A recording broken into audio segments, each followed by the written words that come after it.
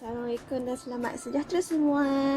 Dalam video ni, kami ingin berkongsi mengenai satu aktiviti terapi iaitu aktiviti terapi litar sensori jejak sang lelabah atau juga dikenali sebagai spider maze.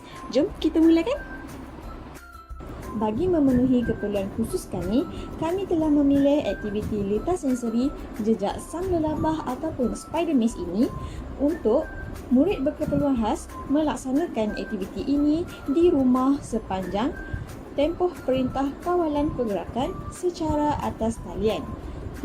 Kenapa aktiviti terapi litar sensori jejak sang lelabah ataupun spider maze ini? Ini kerana ia telah digunakan secara meluas di luar negara untuk meningkatkan kemahiran sensori individu terutamanya murid berkeperluan khas. Tetapi perlu diketahui bahawa murid tipikal juga boleh menjalankan aktiviti terapi ini di bawah pengawasan ibu bapa atau penjaga.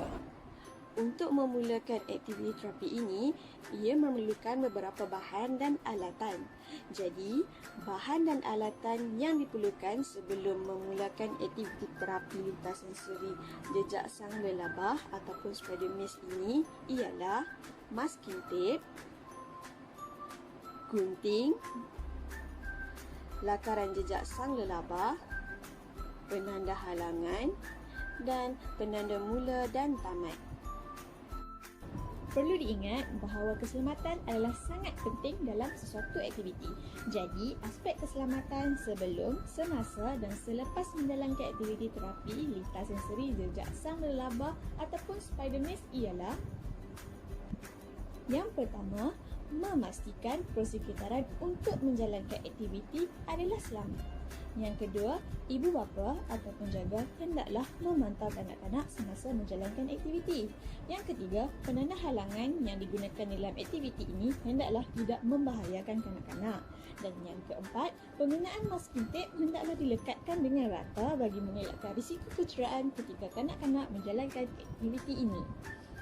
Selepas telah dikenal pasti bahan dan alatan yang diperlukan untuk digunakan dalam aktiviti ini, kita lihat pula langkah-langkah untuk menjalankan aktiviti terapi litar sensori jejak sang lelabah ataupun spider maze ini.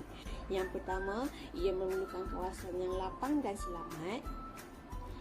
Yang kedua, menggunakan lakaran jejak sang lelabah yang disediakan untuk dijadikan rujukan. Yang ketiga, menggunting dan melekatkan masking tape di atas lantai. Yang keempat, membuat bentuk pentagon jejak sang lelabah ataupun spider maze dan melekatkan penanda mula dan tamat pada tempat yang telah ditetapkan. Seterusnya, meletakkan penanda halangan di jejak sang lelabah yang telah disediakan di mana-mana yang ingin kita letakkan sebagai penghalang.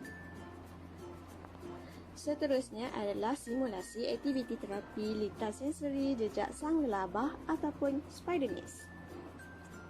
Bagi simulasi untuk menjalankan aktiviti terapi ini, ia akan ditunjukkan oleh adik Auni Awatif yang berumur 9 tahun.